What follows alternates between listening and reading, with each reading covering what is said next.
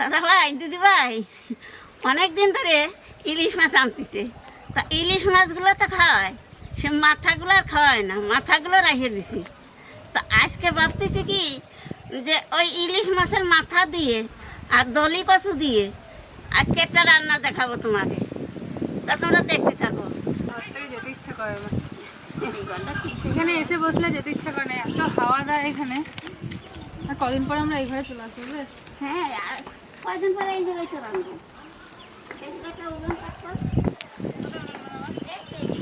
দাদা ভাই, দিদি ভাই, আমরা তো কয়দিন পরেই এই ঘরে রান্না করবো। এই জায়গায় উলন কাটবো, উলন কাটিয়ে তারপর আমরা এই জায়গায় রান্না করবো। এই ঘরে আমরা কদিন পর শিফট হয়ে যাবো। হ্যাঁ,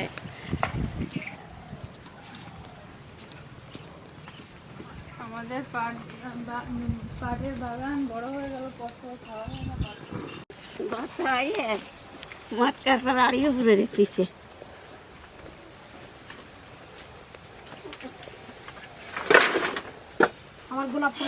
হায় ভগবান, এতদিন পর গোলাপ ফুলের ফুল এসছে, কেমন লাগে তাহলে চিন্তা করো।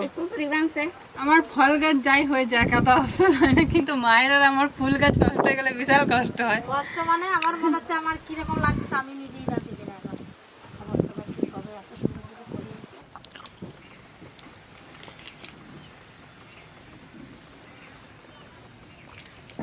এই দেখুন, এই কচুগুলো হচ্ছে ধলি কচু। এই কচুগুলো এত সুন্দর খেতে, এত গলে কচুগুলো। বাবা তো বাজারে গেলে এই কচুটাই আনে। আর একটা কচু আছে বিহারি কচু, ওটাতে একটু গলা চুলকায়, কিন্তু এটাতে কিচ্ছু হয় না, আর খুব ভালো গলে কচুগুলো। আর এইটা দিয়ে আজকে ইলিশ মাছের মাথাটা রান্না করবে ঠাকুমা। এটা মায়ের একটা টেকনিক আছে ছাড়ানো, সেটা হচ্ছে বস্তায় ভরে মা বাড়ি মারবে, বাড়ি মারবে, এমনি কচুর ছাল উঠে যাবে। আজকে আর মারবো না, ওদের হাতে করেই সব বেশি থাকলে পরে হয়। তুমি ঠোঙা ধরে নিয়ে চলে নাকি? তুমি তনুরি টুনটুনি বলেছো, তাই তো হাসতেছে। বলছি তোমার কি বললো বাবা? না আমি খাবো না এখন। খাওয়া খেয়ে ফেলো না, একটু কুলু কিছু করে খা, শোনা এখন। এই কচুগুলো ছাড়ানো কিন্তু দারুণ আরাম, বল মা। ফুলকটা ফেলে কচুগুলো কি সুন্দর উঠতেছে। এই কচুগুলো একবার আমাদের বাড়িতে হয়েছিল আগের বারে, তাই না? এই কচুগুলো তো আরো হয়ে গেছিল খেতে কচুগুলা। এই কচু অনেক দিন হেভি পরে টেস্ট, উঠাতে হয়। এবার তো আমাদের মোমের মতন গলে যায় পুরো।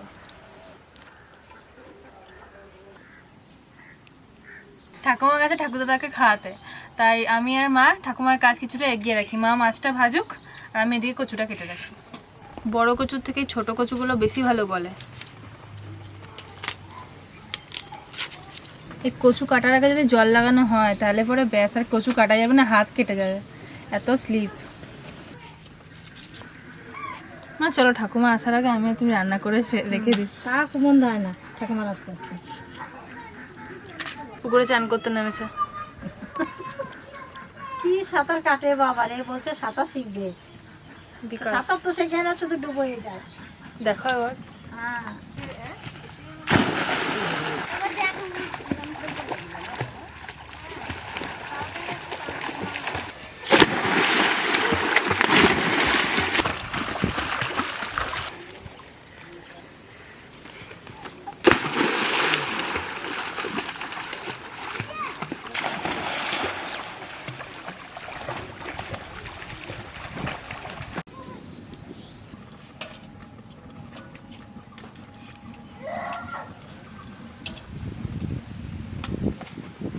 হলুদ, লবণ,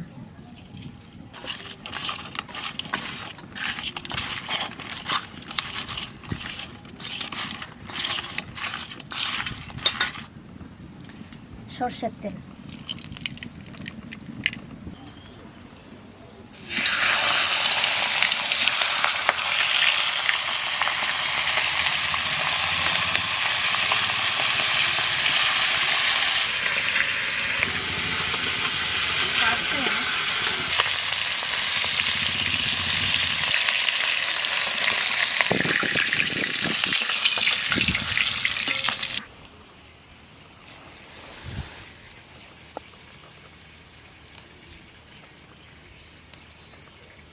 আজ ছাড়বো না।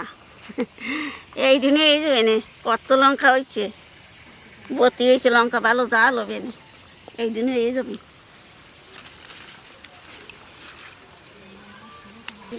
আমার নতুন দরকার এক গাছ থেকে নিয়ে আসলা?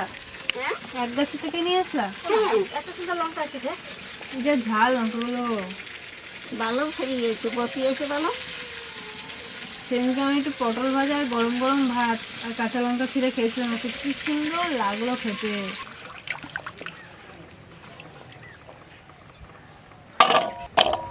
কচু দিয়ে কি বেরোচ্ছে বাবা রে। কচু দিলি তো নালা বাড়িয়ে দিই, যত দুবারে তত বেরিয়ে। মাছ ভাজা তেলের মধ্যে দিয়ে দেবো কালো জিরে আর জিরে, আর দেবো কটা কাঁচা লঙ্কা।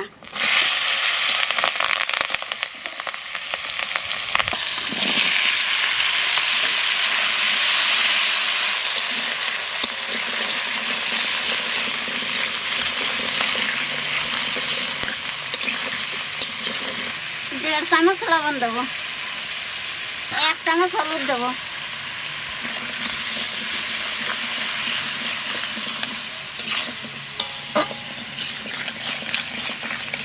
এইবার একটু ঢাকা দিয়ে দেবো, তাহলে কচুটা সেদ্ধ বেনে ভালো।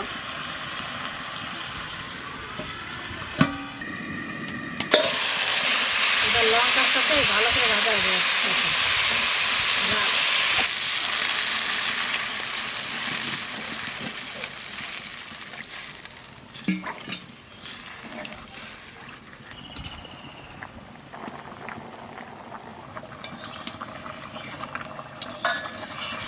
জলে জাল হয়ে গেছে, আমি মাছ দিয়ে দেবো।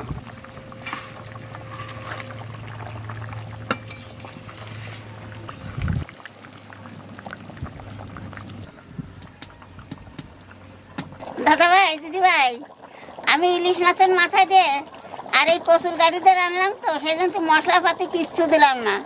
মশলাপাতি দিলে পারে ইলিশ মাছের কোনো গন্ধ থাকে না, সেই জন্যই মশলাপাতি দেয়নি।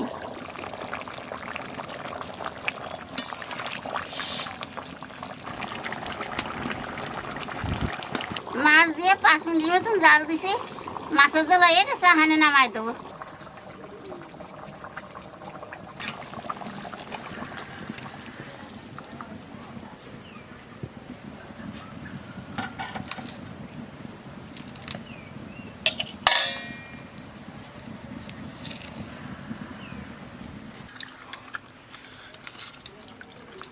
বাহ, ইলিশ মাছের মাথার ধলি কচু।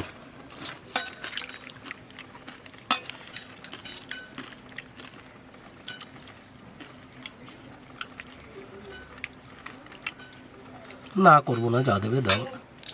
গলাটা দেখুন একবার, 1 ফোঁটা দানা দানা নিয়ে এতে। কচু তো হ্যাঁ, কচুগুলো খুব সুন্দর ছিল আজকে। ও দারুণ কচু। তো আমি প্রতিদিন ধলি কচু কিনবই, আমার এ সিদ্ধ দিলেও ভালো লাগে, নিরামিষ করলেও ভালো লাগে, আর ইলিশ মাছের মাথা দিয়ে করলে তো আর বলতেই হবে না। শুধু আমি এই একটা তরকারি দিয়েই সব ভাতটা খেয়ে নেবো।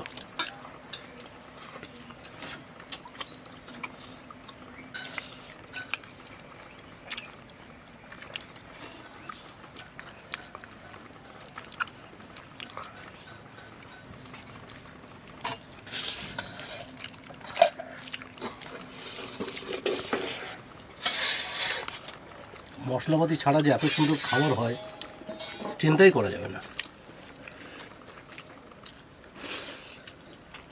এর সঙ্গে আর কিছু লাগবে না। আমি ইলিশ মাছ থেকে ইলিশ মাছের মাথাটা বেশি পছন্দ করি। এটা হয়তো অনেকেরই কাছে ভালো লাগে না, কিন্তু আমার কাছে ইলিশের মাছের মাথা দারুণ লাগে।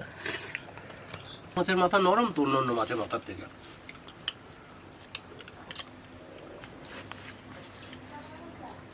আর দিলে তোমাদের জন্য একটু রাখো, অনেক আমরা তো 2 ভাইতেই আর জ্যাঠাতেই সব অর্ধেকটা শেষ করলাম। তো অঙ্কিত নাই তাই আর হুম, আমার অঙ্কিত কচু তরকারি খুব ভালো খায়। হ্যাঁ, জমিদার তো।